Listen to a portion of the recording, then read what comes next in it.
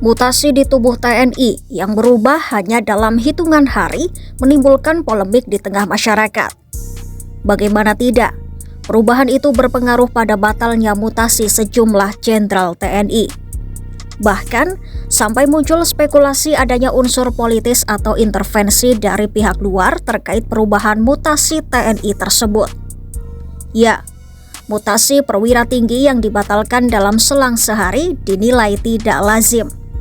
Lantas apa yang sebenarnya terjadi? Simak selengkapnya dalam video berikut.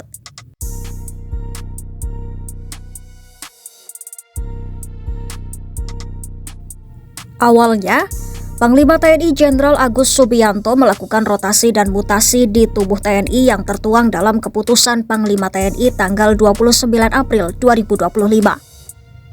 Panglima TNI melaksanakan rotasi dan mutasi terhadap 237 perwira tinggi TNI yang terdiri dari 109 perwira TNI AD, 64 perwira TNI AL, dan 64 perwira TNI AU.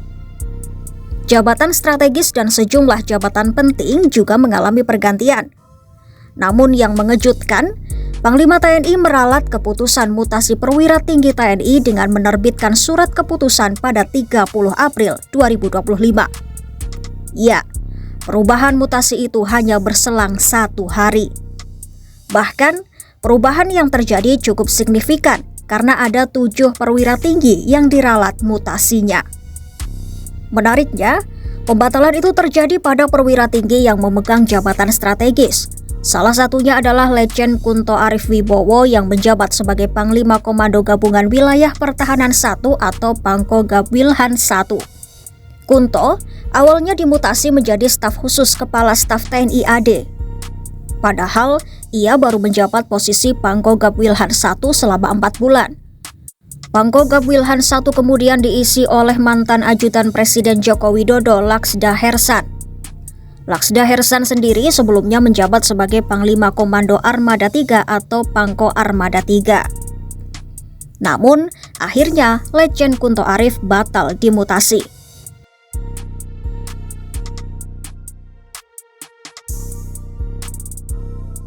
Lantas, sebenarnya siapa sosok Letjen Kunto Arif?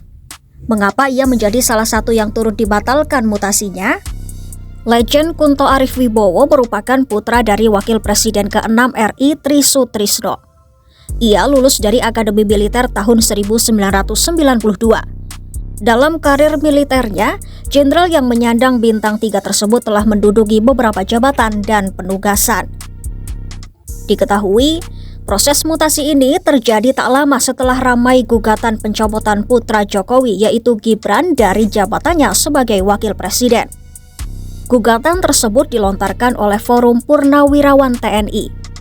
Forum tersebut berisi 103 purnawirawan jenderal, 73 laksamana, 65 marsekal, dan 31 kolonel. Salah satu anggota dari forum tersebut ada nama ayah Letjen Kunto, yaitu Tri Sutrisno yang merupakan mantan wakil presiden.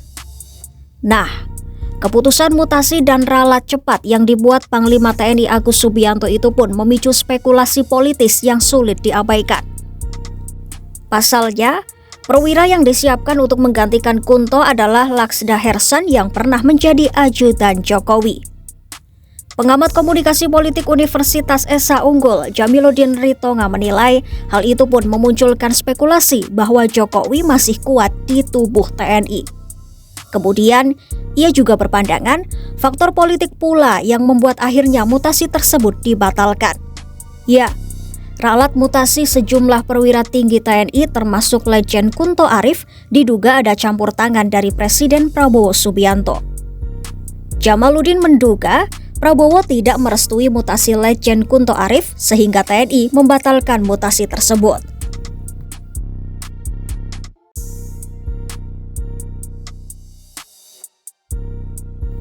Polemik mutasi perwira TNI itu pun tak luput dari pengamatan DPR. Komisi 1 DPR mengingatkan TNI untuk tidak bermain dua kaki atau memiliki loyalitas ganda. Dengan kata lain, TNI harus memiliki loyalitas tunggal kepada negara dan secara hierarki petinggi TNI harus tunduk pada presiden. Anggota Komisi 1 Dewan Perwakilan Rakyat dari fraksi Partai Demokrat Indonesia Perjuangan, TB Hasanuddin pun prihatin atas ralat mutasi perwira tinggi TNI tersebut. Keputusan itu dinilai mencerminkan adanya pengaruh politik dalam proses mutasi perwira tinggi TNI. Ia bahkan mengkritik kepemimpinan Panglima TNI Jenderal Agus Subianto yang dinilai tidak menunjukkan ketegasan dan konsistensi dalam menjaga marwah institusi.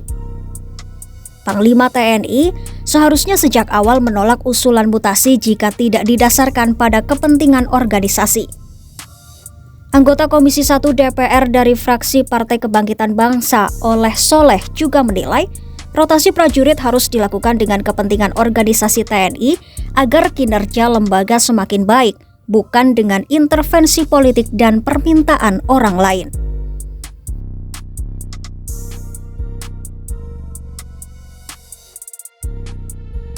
Ramainya polemik mutasi dan ralat mutasi di tubuh TNI itu pun membuat Kepala Pusat Penerangan TNI Brigadir Jenderal TNI Christomey Sianturi buka suara. Pada Jumat 2 Mei 2025, Christomey menyampaikan perubahan mutasi diputuskan setelah melalui pertimbangan matang. Tentunya sudah melalui mekanisme resmi dalam sidang Dewan Kepangkatan dan Jabatan Tinggi. Menurutnya, dalam proses rotasi jabatan, terdapat sejumlah posisi yang belum memungkinkan untuk ditinggalkan oleh perwira tinggi TNI terkait. Perkembangan dinamika ini kan juga cukup berubah-berubah ya. Setelah kita lihat kembali, setelah staf menilai kembali, kok ada tugas yang memang masih harus dikerjakan oleh pejabat yang bersangkutan, dikaitkan dengan perkembangan situasi hari ini gitu ya. Kan sudah ada perkembangan dari tanggal 29 sampai 30, oh ternyata masih ada nih yang belum selesai dan dikaitkan dengan perkembangan ancaman atau dinamika situasi saat ini. Makanya bahwa kita putuskan bahwa kalau memang tidak bisa bergeser para parti ini, berarti rangkaian itu tidak bisa bergerak. Nah, itulah yang membuat pertimbangan-pertimbangan itu sehingga perlu dilakukan revisi. Tidak ada kaitan dengan yang lain. Christomey juga menepis anggapan bahwa mutasi dibatalkan karena keterlibatan ayah Letjen Kunto, Wakil Presiden ke-6 RI Tri Sutrisno, dalam forum Purnawirawan TNI Polri yang mendesak pemakzulan Wakil Presiden Gibran Raka Buming Raka. Christomey menambahkan, pembatalan itu sebagai bentuk dinamika yang wajar dalam struktur organisasi TNI dan masih memungkinkan terjadi perubahan-perubahan ke depan sesuai perkembangan kebutuhan. Itulah yang sebenarnya terjadi di balik batalnya mutasi Letjen Kunto. Aroma politik yang disebut-sebut melatar belakanginya dengan tegas dibantah pihak TNI. Ikuti terus berita menarik dan update lainnya hanya di YouTube Kompas.com.